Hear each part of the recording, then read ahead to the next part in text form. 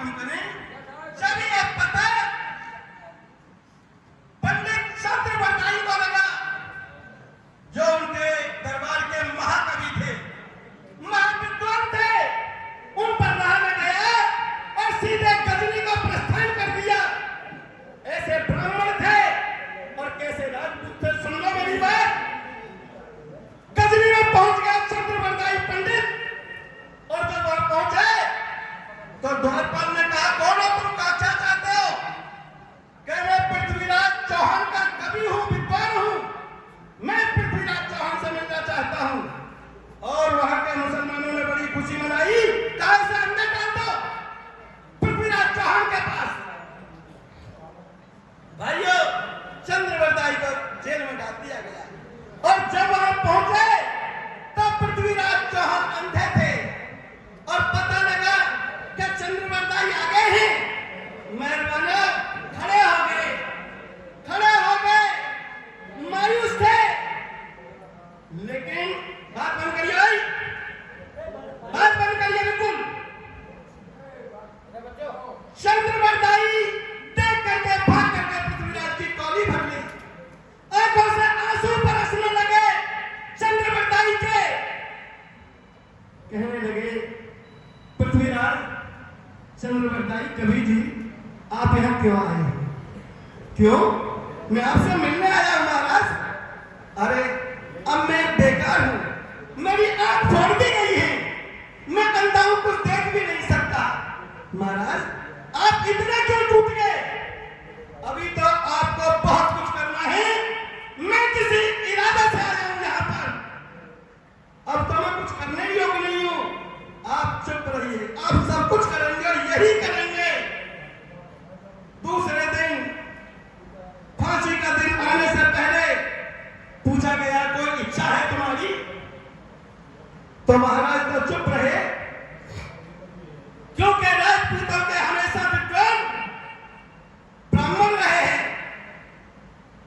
चंद्रवर्दाई ने कहा, हाँ इच्छा है। बोलिए क्या इच्छा है आखिरी? हमारी ये इच्छा है कि ये जो राजा है, हमारे सम्राट हैं, इनको फांसी दे दीजिए, मुझे भी दे दीजिए, लेकिन मरने से पहले ये शब्दवेदी बाण चलाना जानते हैं, पूरे नगर को इनके बाण विद्या दिखाई जाए, कैसे शब्दवेदी बाण चलाते हैं, और सारे नगर को बुला लिया जाए जिनके सामने हमें फांसी दी जाए। सारे नगर में गजनी में शोर हो गया और सारी भीड़ में पड़ी, पृथ्वीराज को चंद्रवर्दाई को फांसी होगी। भीड़ आ गई, भाई अब तमाशा होगा, अब तमाशा होगा। कहा, महाराज ऊपर बैठ जाना। उसने कहा, चंद्रवर्दाई ने, ये बाण चलाएंगे और आवाज पर अचूक बाण होगा। पुतला ऐसा होना चाहिए लोहे का, जो बटन दबाते ही आप सड़क नीचे आ जाए, नहीं तो मार देगा वहीं। सारा नगर तमाशा देख रहा था, बड़ी बड़ी दाढ़ी लटकी हुई थी, भीड़ उमड़ रही थी मुल्ला काजियों की, और पृथ्वीराज के हाथ में धनुष दे दिया गया। योद्धा, वो सम्राट घुटनों के बल खड़ा हुआ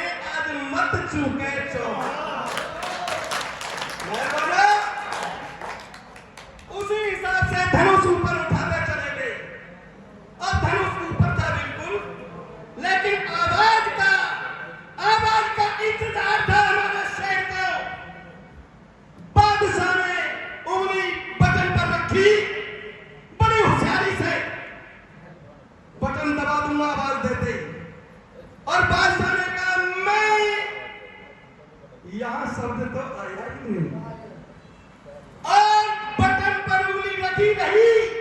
मैं कहता ही तराक से शब्द में दी बाढ़ गया और बादशाह के हलक से पार कर दिया।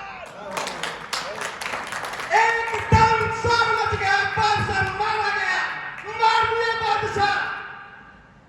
देखते ही चंद्रवरदाई की आंखों में से खुशी के आंसू बरसने लगे। सम्राट पृथ्वीराज की गोली भर ली। महाराज, आप तो कहते थे कि मैं कुछ नहीं कर सकता, शेर तो शेर होता है, चाहे बूढ़ा क्यों ना हो।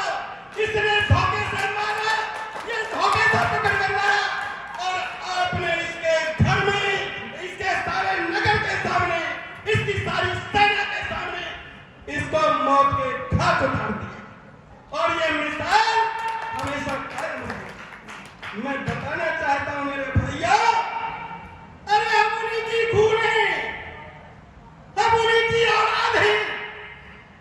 क्यों गिर गए हैं हम इतने? वही राजपूत हैं, वही ब्राह्मण हैं जिसने अपनी ब्रह्म बुद्धि से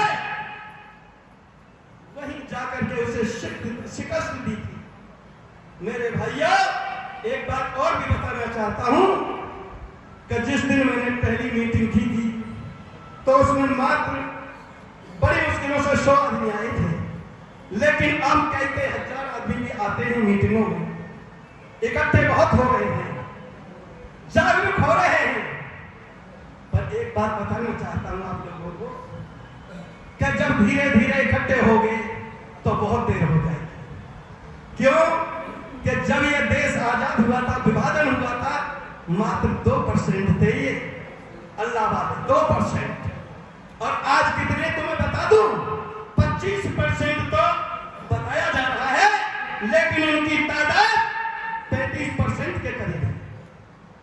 और सुन लो कान खोल करके, ये अपनी मस्जिदों में, मदरसों में इनके मुल्ला मौलवी सिर्फ इनको यही सिखाते हैं, ज्यादा से ज्यादा जनरेशन पैदा करो, चिंता मत करो हम पे कुछ है या नहीं है, ये भारत के अंदर जो कुछ भी है ये सब तुम्हारा है।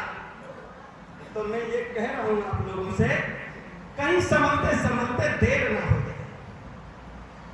अगर देर हो गई तो फिर नहीं समझ पाओगे। समझ जाइए मेरे भाइयों बुजुर्गों।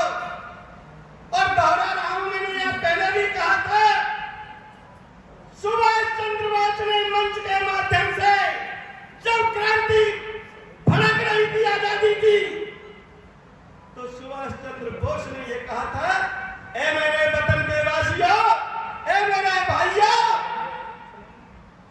तुम मुझे खून दो, मैं तुम्हें आजादी दूंगा। लेकिन ये श्री राम परशुराम दल न आपसे खून मांगता है भाइयों, न पैसा मांगता है, हाथ जोड़कर सिर्फ आपसे भीख मांगता है आपकी एकता की। अपने अस्तित्व को बचाने के लिए, अपने सम्मान को बचाने के लिए, अपने धर्म को बचाने के लिए, अपने बच्चे और अपनी नस्लों को बचाने के लिए जरूरी है नहीं कि जरूरी नहीं बचा पाओगे। वो दिन दूर नहीं जब उनकी तादाद तुमसे भी ऊपर चली जाएगी। बस ज्यादा नहीं कहूंगा, इन्हीं शब्दों के साथ मैं अपनी वाणी को बयान करूंगा। आज सभी जो भी हैं यहाँ पर, अनुरोध है हाथ जोड़कर, कसम खाकर जाए कि हम सब एक रहेंगे। आज हमारे संगठन में जाट भाई भी हैं, उन्होंने भी समय समय पर सर कटाए हैं अपने। मेरे गुजर भाई भी हैं, इस देश की अन्वेषण के लिए उन्होंने भी सर कटाए हैं। यहाँ पर ब्राह्मण भी हैं, जो मैं अभी आपको बता रहा था, जिन्होंने बलिदान हो गए थे देश की खातिर, उन्होंने भी प्राण गंवाए हैं, राजपूतों ने भी गंवाए हैं, यादवों ने भी गंवाए हैं। कमी एक है बस, चौधरी चरण सिंह ने अपने मंच के माध्यम से कहा था कि ऐसे अहीर, जैसे जाट, जैसे गुजर, जैसे राजपूत, ये 4 जाति क्षत्रिय वंश में से पैदा ही ये आपस में बांट दी गई है। बाबा कह रहे हैं बटोगे तो कटोगे, ये सत्य है। समझ लीजिए आप क्षत्रिय वंश में से पैदा ही चारों के चारों भाई हैं। चौधरी चरण सिंह ने कहा था अगर ये चारों जाति एक जगह रही तो मैं ये मंच के माध्यम से बताना चाहता हूं कि भारत देश में तो क्या इन जातियों का विदेश में भी डंका बाजेगा, लेकिन इनको ही बांट दिया गया। और इनके साथ ब्राह्मण तो हमेशा रहे चाहे मरे या गिरे। और भाई जो लाला लोग हैं उनका धन से सहयोग रहा है। जैसे महाराणा प्रताप को भामा शाह ने बहुत बड़ा सहयोग दिया था, समय समय पर सबका सहयोग रहा है। तो सभी से आज से संकल्प कर लो, चाहे लोग राजपूत हैं वो भी हमारे भाई हैं, चाहे और राजपूत हैं वो भी हमारे भाई हैं, चाहे रवे राजपूत हैं वो भी हमारे भाई हैं, चाहे कोई सा बच्चा वो पवन बड़ी है वो भी हमारे भाई हैं। कोई भी जाति है सबको गले लगाइए और हिंदुत्व को मजबूत कर बुलंदियों पर पहुंचाइए। इन शब्दों के साथ अपनी वाणी को प्रारंभ करता हूं। जय श्री राम, जय परशुराम। और जो भी भाई यहाँ बाहर से भी आए हों, देखिए खाने की व्यवस्था है, सभी भोजन करके जाएंगे। और दूसरे अपने अपने गांव में हमारे इस संगठन का जिक्र करेंगे और भाई ज्यादा से ज्यादा जोड़कर मजबूती देंगे संगठन को। इन शब्दों के साथ मैं अपनी वाणी को विराम देता हूं। जय भारत। हेलो मास्टर जी, एक मिनट बैठ, व्रत वालों की व्यवस्था है, जो भी प्रश्न